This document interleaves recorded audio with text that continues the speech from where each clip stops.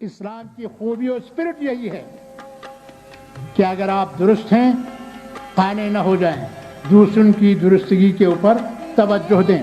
آپ اچھے ہیں، آپ کے ساتھیوں کو بھی اچھا ہونا چاہیے. آپ اچھے ہیں، آپ کے پڑوسیوں کو بھی اچھا ہونا چاہیے. آپ اچھے ہیں، آپ کے شہریوں کو بھی اچھا ہونا چاہیے.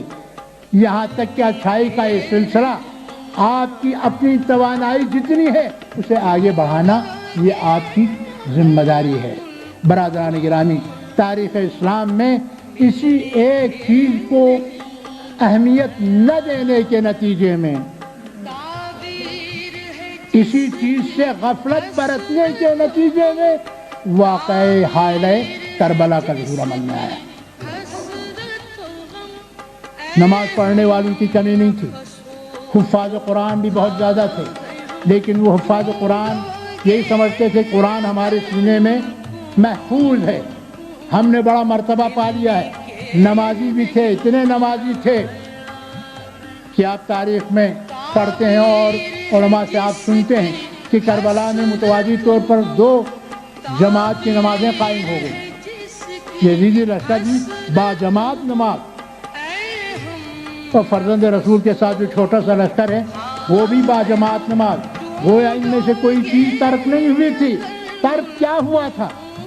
امر بالمعروف نہی از منکر، جو معاشرے کی اصلاح کا اہم ترین ادارہ ہے وہ متروک ہو چکا تھا، جس کے نتیجے میں لوگ یہ سمجھ نہیں پا رہے تھے کہ یہ جنگ جس کو لڑنے والے دونوں کلمہ گو ہیں، ان میں سے کون حق پر ہے اور کون باطل پر ہے یہی طے نہیں ہو سکا. یہ تمیز دلانے والی جدوجہد، اس شعور کو ہمیشہ زندہ رکھنے والا کارنامہ ہمیشہ اصلاح معاشرہ کی جو جدوجہد ہے اس سے مربوط ہے.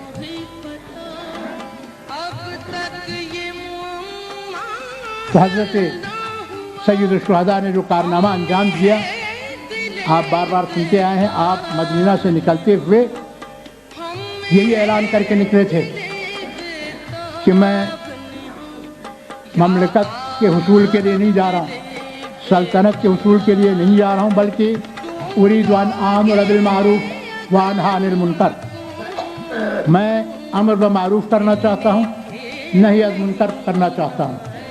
امر بالمعروف کیا، نہی از منکر کیا، اور اس شان سے کیا، اس شان سے کیا کہ ملائکہ مقربین حیرت میں آ گئے.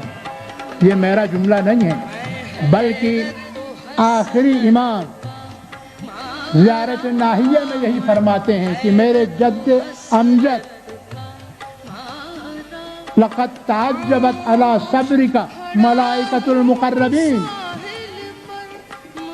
میرے بابا حسین، آپ نے صبر کا وہ مقام دکھایا کہ ملائکہ بھی حیرت میں آ گئے، ملائکہ کو بھی تعجب ہوا. برادران گرامی، ملائکہ کو کیا صرف ایک مرحلے پر تعجب ہوا ہوگا؟ نہیں، ایک مرحلے پر تعجب ہوا ہوگا اور اس کے بعد قدم بقدم اس تعجب میں اضافہ ہوتا گیا ہوگا، حیرت میں اضافہ ہوتا گیا ہوگا. سب سے پہلی حیرت جو ملائکہ کو ہوئی ہوگی وہ اس بات پر ہوئی ہوگی کہ حسین فرزند رسول ہیں. مطالبہ بیعت پر وہ کسی طریقے سے ٹال سکتے تھے، لیکن پورے عزم کے ساتھ اپنے نانا کے مدینہ کو چھوڑ رہے ہیں. اس پر حیرت ہوئی ہوگی. دوسری حیرت پہلی حیرت سے اضافے کے ساتھ تب ہوئی ہوگی جب 8 ذی الحجہ کو ساری دنیا حج